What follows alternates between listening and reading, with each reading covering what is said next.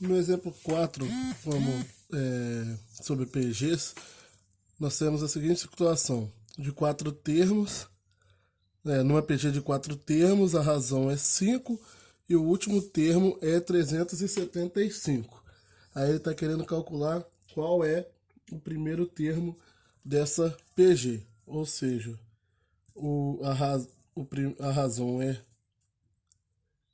5. A PG tem 4 termos.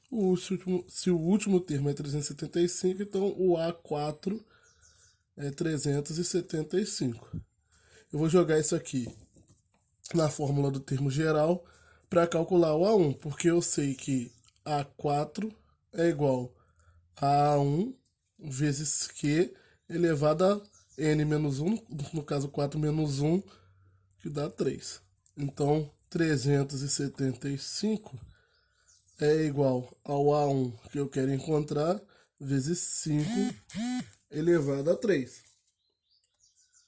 Ou seja, 375 é igual a 125 A1, 5 ao cubo é 125, logo A1 é 375 dividido para 125, que é 3. O A1 é igual a 3. No exemplo 5, ele pede para determinar o número de termos da PG, que começa com 1, 2 até o 256. De novo, é uma PG que tem o primeiro termo igual a 1. A razão, dividindo o A2 pelo A1. 2 dividido por 1 dá 2. Então a razão é 2. E ele quer saber quantos termos tem a PG, ou seja, qual é a posição desse último termo aqui. Você não sabe a posição dele, mas você sabe que ele é um AN que tem o valor numérico de 276. Você não sabe qual é essa posição que tem esse valor numérico. Então eu vou jogar de novo na fórmula do termo geral. Eu sei que AN é igual a 1 mais N vezes, aqui, indo para PG aqui, olha, para PA, Q elevado a N menos 1. Esse aqui é a fórmula do termo geral da PG. A N é igual a 1 vezes Q elevado a N menos 1. Então aqui, o AN, no caso que eu não sei a posição dele, é 276. Eu quero encontrar o N, lembrando. Então vai ser o A1, que é 1, vezes Q, que é 2, elevado a N menos 1. Ok? Nesse caso aqui, eu já entro para um problema que vai aparecer muito se tratando de PGs, que são as equações exponenciais. Então é bom dar uma lembrada em resolução de equações exponenciais para se resolver problemas com PG. Porque aqui eu chego à seguinte conclusão, que o 276 é igual a 2 elevado a n menos 1, porque é 1 vezes isso, vai dar 2 elevado a n menos 1 mesmo. Só que o 256, tá, gente? 256 aqui. O 256, ele é 2 elevado a 8, 2 oitavos. Isso aqui tem que ser igual a 2 elevado a n menos 1. Por que eu fatorei o 256 para 2 oitavos? Porque isso aqui é um método de resolução de equações exponenciais, né? Botar na mesma base para depois cancelar a base. Então, 8 é igual a n menos 1. N é igual a 8 mais 1. N é igual a 9. Eu tirei isso daqui do cancelamento da base aqui. Na número 6, ele está querendo que, está perguntando que numa PG de razão 4, os termos extremos são 3 e 768, respectivamente. Calcule o número de termos. De novo, ele quer o N, só que ele te falou que o A1 é 3 e o AN, que é o último termo, é 768. Por que eu sei que são esses valores? Porque ele falou que são os extremos, respectivamente. Então, o primeiro e o último. E a razão é 4. Então, Partindo para a resolução, nesse caso aqui, eu terei que o AN, agora eu vou direto, 768 é o AN, ele é igual ao A1, 3 vezes Q elevado a N menos 1.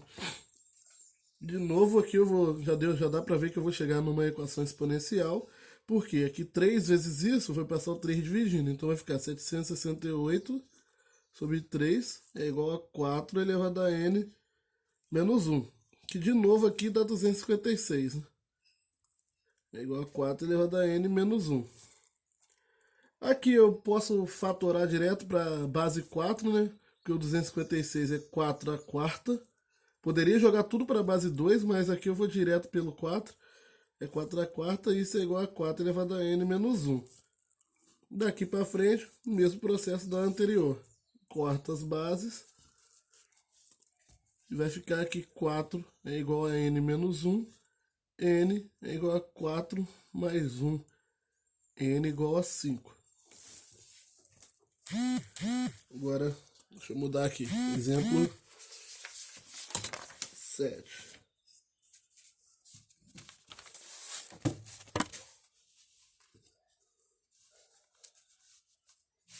Isso está certinho? Tá.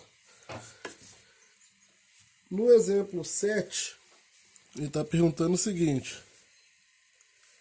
No APG temos o A5 igual a 32 e o A8 igual a 256. Calcule o primeiro termo e a razão dessa PG. Então, se ele me deu o A5 e o A8 e eu quero a razão e o primeiro termo, eu tenho que fazer aparecer, substituir esse A5 e esse A8 aqui, no caso aqui a variável, né? E fazer aparecer no lugar dessa incógnita, dessa variável aqui, o valor, os termos que eu quero, que é o A1 e a razão. Para fazer isso é só jogar a representação do A5 e do A8 em função do termo geral, porque eu sei que o A5 é A1 vezes Q elevado a 4, termo geral. O A8, isso aqui em qualquer PG, é igual a A1 vezes Q elevado a 7. Eu vou substituir isso aqui no lugar dessas duas coisas. Primeiro, no caso, o A5. Perdão, no caso aqui, ó, no lugar do A5 eu vou botar A1 vezes 4, Q vezes 4R, ou seja, A1 vezes Q elevado a 4 é igual a 32. E A1 vezes Q elevado a 7 é igual a 256. Então, dessas duas igualdades aqui, eu tirei essa igualdade aqui, que na verdade é um sistema, né? É um sistema simples de resolver, porque apesar de ele ser um sistema aqui onde eu tenho uma multiplicação, eu posso simplesmente, por exemplo, dividir a equação de baixo pela de cima. Se eu dividir A1 vezes Q a sétima igual a 256 por A1 vezes Q a quarta, vou botar uma igualdade só aqui.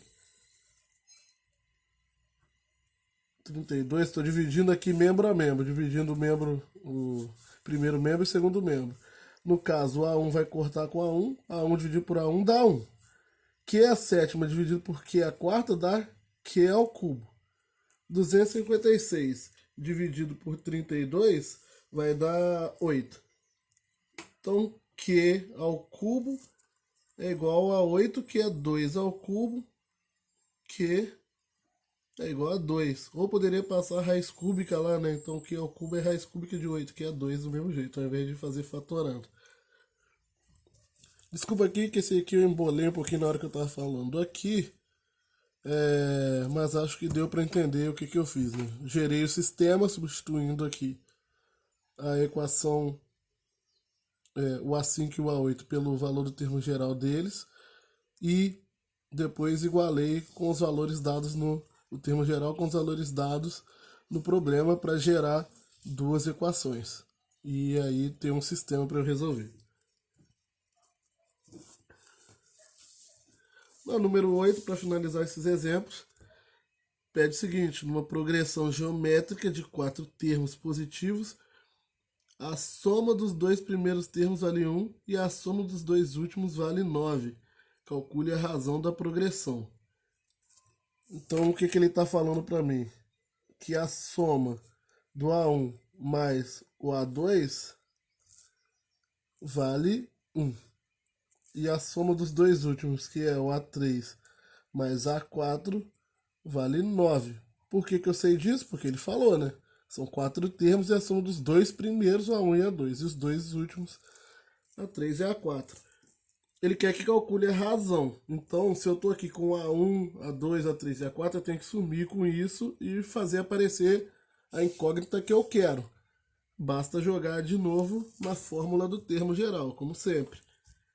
Eu sei que o A1 é A1 mesmo. Agora, o A2, ele é o A1 vezes Q. Isso é igual a 1. O A3 é A1 vezes Q ao quadrado. E o A4 é A1 vezes Q ao cubo. Isso aqui parece que complica a situação, mas não. Isso aqui está melhorando para mim, porque agora eu sumi com aquele monte de variável, um monte de incógnita que eu tinha e fiquei só com A1 e Q. É um sistema que eu tenho que resolver para encontrar o valor de Q. Então basta agora eu arrumar um jeito de cancelar esse A1. E para isso eu tenho que observar uma questão algébrica aqui, que é observar esses fatores comuns que aparecem e botar eles em evidência para na hora que eu dividir uma equação pela outra, eu conseguir eliminar o A1. Como que eu faço isso? Observa aqui. Na equação de cima, eu tenho A1 aqui e aqui. Então, se eu colocar ele em evidência, fica A1 que multiplica 1 mais Q. Isso é igual a 1. Botei o A1 em evidência desses dois termos aqui. Embaixo eu vou botar o A1 em evidência, só que você tem que ver que aparece o Q ao quadrado aqui e aqui, porque aqui é Q ao cubo, lembrando que Q ao cubo é Q ao quadrado vezes Q. Então, vai ficar o A1 eu coloco em evidência, aqui eu posso colocar o Q em evidência até ao quadrado, e aqui eu também posso colocar o A1, que é ao quadrado. Então vai ficar que multiplica A1 que é ao quadrado, que multiplica 1 mais Q. Isso é igual a 9. Observa o seguinte, se você quiser fazer a prova real, multiplica de novo para você ver se não saem essas mesmas equações aqui. A1 que é ao quadrado vezes 1 dá A1 que é ao quadrado, A1 que é ao quadrado vezes Q vai dar A1 que é ao cubo. A1 vezes A1, A1, A1 vezes Q, A1Q. Agora, quando eu dividir as duas equações aqui, eu não vou remontar como eu fiz em cima, mas pensa só, se eu dividir a de baixo pela de cima, se eu dividir a equação 2 aqui pela primeira, na hora que eu dividir o A1Q vai cortar com A1Q, eu vou ter isso aqui se cancelando, o A1 vai cancelar com A1 porque é tudo multiplicação. Vai sobrar Q ao quadrado, desse lado esquerdo da igualdade. O 9 dividido por 1 dá 9. Ou seja, Q ao quadrado igual a 9, quer dizer que o Q tem que ser raiz de 9, que é 3.